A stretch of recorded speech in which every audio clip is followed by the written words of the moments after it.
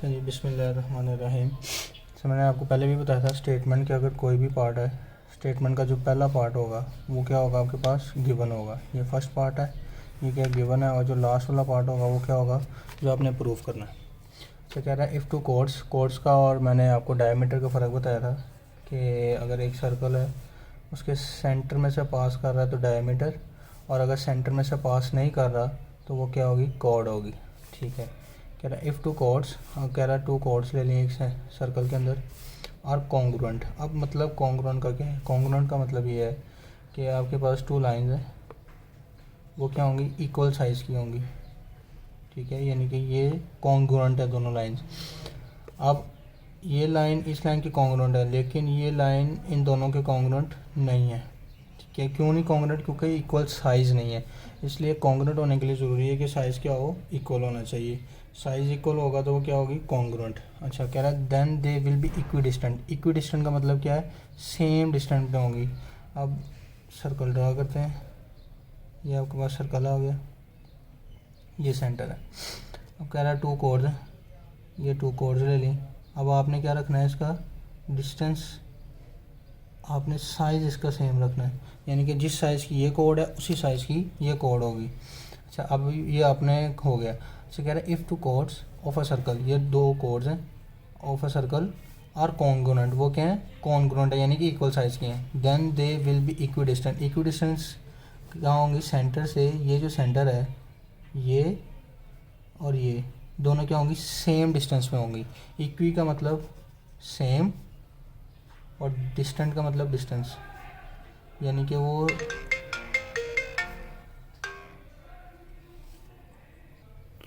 जी मैं ये बता रहा था कि इक्वी का मतलब सेम और डिस्टेंट का मतलब डिस्टेंस। अगर तो टू कोड्स सेम शेप की होंगी तो वो सेंटर से क्या होंगी, इक्वी डिस्टेंस पे होंगी। अब एक और सर्कल ड्रा करते हैं। ठीक है, ये सर्कल है, ये सेंटर है। अब मैं एक कोड यहाँ पे ड्रा कर दूँ और एक कोड यहाँ पे ड्रा कर दूँ। अब ये मुझे बताओ कॉन्ग्रुएंट होंगी कि नहीं होंगी। क्यों नहीं होंगी, क्योंकि देखो ये इसका साइज़ क्या है और इसका साइज़ क्या है, ये साइज़ में स्मॉल है और ये बड़ी है। ठीक है, अब ये देखो, अगर तो ये कॉन्ग्रुएंट नहीं है तो ये डिस्टेंस भी इनका सेम नहीं होगा। ठीक है, अब वो उसने स्टेटमेंट बताई है कि टू कोर्ड्स हैं सर्कल की, वो क्या है, कॉन्ग्रुएंट्स हैं, यानी कि इक्वल साइज़ की हैं। दे will be equidistant, same distance पे होंगी सर्कल से, सेंटर से। अच्छा, अब उस दिन मैंने आपको बताया था चार पार्ट्स होते हैं। नंबर वन गिवन में क्या है। अच्छा, अब इसको हम लेबल कर लेते हैं। देखो ये आपके पास बुक में आपके जैसे कि ये ए बी सी और ये डी। अच्छा, वो कह रहा है आपके पास टू कोड्स हैं, ए बी, एक ये कोड है, एंड सी डी ये कोड्स हैं, और two equal chords of a circle. Equal chords का मतलब क्या है, वही congruent chords of a circle, ये वो हो गई। ठीक है, और क्या होगा, सेंटर इसका ओ होगा। सेंटर को भी हम कर लेते हैं नोट, ओ हो गया। अच्छा, सो डैट चलिए गिवन कर रहे हैं। गिवन में मैंने बताया कि टू कोड्स हैं आपके पास, A and B, C and D, और क्या पे सर्कल की, और वो क्या है, सेंटर ओ पर है। अच्छा जी, अब वो कह रहे हैं, अब ये जो लाइन है, ये जो ओ से आ रही है कोड की तरफ, ये कह रहे हैं इक्वली, इसे क्या कर रहा है, डिवाइड, इक्वली डिवाइड। हमने एक वर्ड बताया था बाइसेक्ट, बाइसेक्ट कर रही है कोड इसको, ओ इसको, यहाँ पे इसको ना नाम दे देते हैं, एच इसको आपकी बुक लिख रही है और के इसको लिख रही है। वो कह रही है ओ एच जो लाइन है वो ए बी कोड को बाइसेक्ट कर रही है, और जो ओ के लाइन है वो बाइसेक्ट कर रही है कोड सी डी को। ठीक है, यहाँ पे लिख दो O H bisect A B. ठीक है, और जो ओ के है वो क्या कर रही है, बाइसेक्ट कर रही है या परपेंडिकुलर है इसके सी डी के। मेजरमेंट ओ के, मेजरमेंट सी डी, मेजरमेंट ये।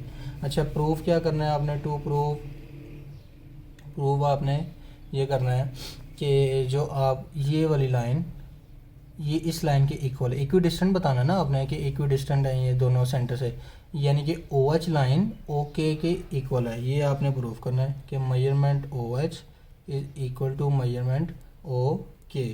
ठीक हो गया। अब कह रहा है कंस्ट्रक्शन कर लेते हैं, थोड़ी सी मजदूरी कर लो।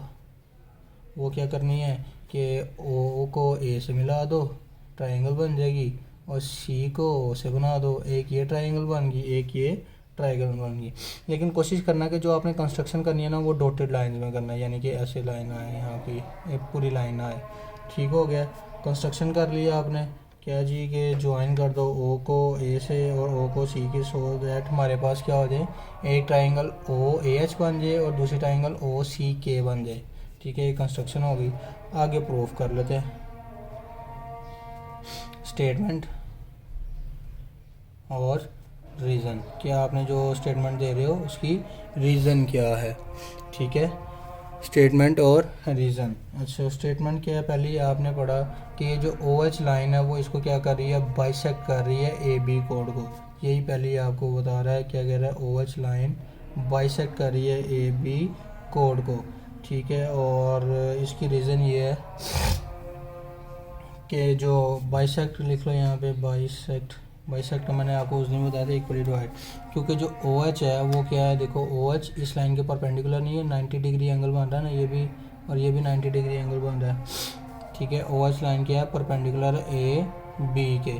अगर तो ये बाइसेक्ट कर रहा है, इक्वली डिवाइड कर रहा है, इसका मतलब ये A H is equal to H B, ये होना चाहिए। ठीक है, यहाँ मेजरमेंट ए एच जो है वो क्या होगी, is equal to half of measurement A B, half of measurement A B. मतलब क्या है इसका, ए बी कोड है और ये ए एच इसका हाफ होगी। हाफ किस वजह से होगी, क्योंकि हाफ ये और हाफ एच बी है।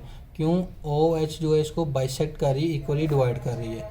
ठीक है, ये आपने पढ़ लिया। और ये आपने चीज़ पढ़ी थी, ओ एच जो है परपेंडिकुलर होता है ए बी के, जो क्या किस में पढ़ा था आपने, अपने उसमें थ्योरम 3 में। अच्छा, दूसरा अब ये कह रहा है ओ के बाइसेक्ट करिए सी डी को, सेम ओ के क्या करिए, इसको आप क्या कह दो, 1 कह दो।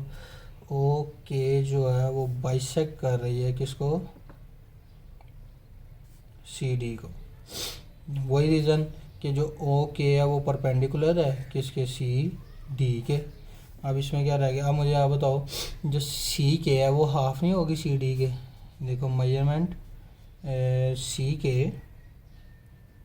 हाफ होगी किसके, half of measurement C D. ये भी थ्योरम 3, इसको आप क्या कह दो, 2 कह दो। उसके बाद अब ये जो है आपने ये प्रूफ कर लिया और ये आपने अभी करना है। अच्छा, ये line A B is equal to C D है कि नहीं, ये देखो कह रहा है 2 कोड्स ऑफ सर्कल और कॉन्ग्रुएंट। कॉन्ग्रुएंट का मतलब क्या है, साइज सेम है। Measurement A B is equal to measurement C D. ठीक है, ये आपके पास क्या है, गिवन है, ये लो गिवन। इसको हम क्या कह देते हैं, नंबर 3 कह देते हैं। ठीक है, यहाँ तक आपका पूरा हो गया। अच्छा, अब हम कर लेते हैं, अच्छा सी डी, अगर तो ये दोनों इक्वल हैं, इसका मतलब ये है कि ए एच और ये भी इक्वल होंगी, क्योंकि ये क्या कर रही है, बाइसेक्ट कर रही है ना। बाइसेक्ट करेंगी तो हाफ होगी, हाफ होगी तो ये दो सी के और ए एच इक्वल हो जाएंगी। इसीलिए क्या होगा, हेंस आपके पास क्या हो गया कि जो ए एच की मेजरमेंट है वो इज़ इक्वल टू है C measurement A H is equal to measurement C K. ठीक है, ये आपने कहाँ से बताया, इसको नंबर पहले 4 क्या लो, ये आपने कहाँ से प्रूव किया, 1 से, 2 से और 3 से। ये आपने यहाँ तक कर लिया। अभी तक आपने किया क्या क्या है, आपने देखो बताया कि ओ एच जो है वो बाइसेक्ट कर रही है ए बी को, ओ के बाइसेक्ट कर रही है सी डी को। रीज़न आपने बता दी, ओ एच परपेंडिकुलर है ए बी के और ओ के परपेंडिकुलर है सी डी के, और इसको क्या कर रही है, बाइसेक्ट कर रही है। एक ये बता दी। दूसरा आपने बताया कि ए बी जो है इक्वल है सी डी के, क्यों, ये आपको गिवन है। अब हमने ये प्रूव किया इस दोनों से कि A H is equal to C K, यही वो आया, A H is equal to C K. अब हम सिर्फ ट्राइंगल्स को डील करेंगे। ये जो ट्राइंगल है यानी कि ए ओ ए एच और ओ सी के, इन दो ट्राइंगल्स को इक्वल प्रूव करेंगे। अगर तो ये देखो, ये लाइन इक्वल प्रूव करेंगे, ये लाइन हमने कर ली है, सी के और ए एच इक्वल है, ये हमने प्रूव कर ली। अब एक ये प्रूव करेंगे, अगर ये प्रूव कर ली तो ये हमारे पास क्या होगा, इक्वल आ जाएगा। क्योंकि मैंने आपको बताया था, अगर किसी भी ट्राइंगल के आपके 3 पार्ट्स हैं, उनमें से तीनों को आप इक्वल प्रूव कर लो या 2 को इक्वल प्रूव कर लो, तो तीसरी क्या होगी, इक्वल आ जाएगी। एंगल क्योंकि आपको पता है 90 डिग्री है यहाँ पर, और एक 90 डिग्री हो गया। एक चीज़ ये प्रूव हो गई, एक ये हमने कर ली है, तीसरी ये कर लेंगे और चौथी हमारे पास क्या हो जाएगी, इक्वल प्रूफ आ जाएगी, जो हमने प्रूफ करना है यहाँ पे। अच्छा जी, अब कह रहा है ट्राइंगल्स में आ जाओ। ट्राइंगल्स, राइट एंगल ट्राइंगल है आपके पास कौन सी, ओ ए एच और ओ सी के। चलो इसको कर लेते हैं, नेक्स्ट पेज पे करते हैं अब ज़रा। अच्छा, ये ट्राइंगल आपने देख ली है, देखो दोबारा इधर डायग्राम बना रहा हूँ, ठीक है। ये दो हो गई हैं आपके पास, डायग्राम थोड़ी सी अजीब बनी है, ठीक है। सिर्फ आपने वो वाली पहले वाली देखनी है। अच्छा, ए बी सी डी, इसको हमने ओ कहा था, इसको एच कहा था, इसको के कहा था। अब ये ट्राइंगल देख रहे हैं और ये ट्राइंगल देख रहे हैं। अब सबसे पहले ट्राइंगल में क्या देख लेते हैं, ओ ए। अब वो कह रहा है कि जो आपके पास मेजरमेंट ओ ए है वो किसके इक्वल है, मेजरमेंट ओ ए मेजरमेंट ओ सी के, मेजरमेंट ओ ए मेजरमेंट ओ सी के इक्वल है। रीज़न क्या दोगे, ये देखो ये सर्कल की रेडियस नहीं है, ये वाला सर्कल का रेडियस है कि नहीं, और ये भी रेडियस है, क्या रीज़न हो जाएगी, रेडियाई ऑफ सेम सर्कल, ठीक है। अब ये हो गया। अब एक लाइन आपने प्रूव कर ली, ये कर ली। अब ये वाली करते हैं, ये वाली, ठीक है, ये वाली इसकी इक्वल करते हैं, यानी कि measurement A H is equal to measurement C के।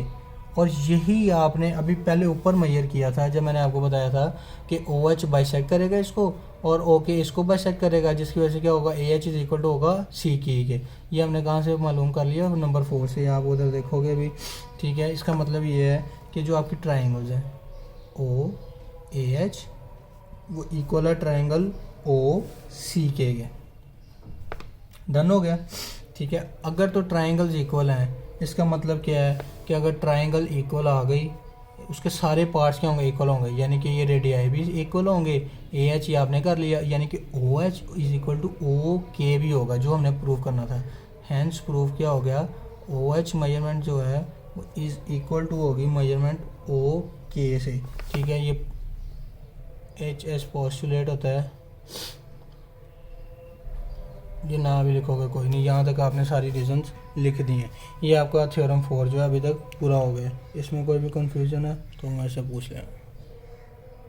तो दोबारा एक दफ़ा बता देता हूँ, दोबारा देख लो सारा, कि आपके पास ये है थ्योरम में बता रहा है कि टू साइड्स उसकी टू कोर्ड्स है, वो क्या है, कॉन्ग्रुएंट है, इक्वल साइज़ की हैं, और आपने प्रूव ये करना है कि सेम डिस्टेंस में, यानी कि ओ एच को आपने प्रूव करना है ओके को। गिवन क्या है, टू कोर्ड्स हैं A B and C D, और सेंटर ओ है, और ये जो ओ एच है वो बाइसेक्ट कर रही है ए बी को, और ओ के बाइसेक्ट कर रही है सी डी को। ये कर लिया। अब आपने क्या कर लिया, अब कंस्ट्रक्शन में आपने किया, ओ को ए से मिला दिया और ओ को सी से मिला दिया। स्टेटमेंट में बता रहा है ओ एच बाइसेक्ट कर रहा है ए बी को और ओ के बाइसेक्ट कर रहा है सी डी को। अब ये बाइसेक्ट कर लिए इन्होंने। अब आपने बताया A B is equal to A C D, ये कहाँ पे गिवन है आपको, स्टेटमेंट में, जो क्या कॉन्ग्रुएंट कह रहा है उसको। ये हो गया। उसके बाद अगर तो ये दोनों कॉन्ग्रुएंट है, इसका मतलब है A H is equal to C K होगा। ये सी के आपने प्रूव कर लिया। फिर आप ट्राइंगल्स में आ गए, आपने ए एच अभी प्रूव किया, A H is equal to C K और O A is equal to O C. इसकी रीज़न क्या होगी, आपके पास रेडियाई हैं। अगर तो ये सारी चीज़ें सेम है तो इसका मतलब है ओ एच को ओ के इक्वल भी होना चाहिए। तो ये आपका थ्योरम है, इसमें कोई भी मसला हो तो पूछ।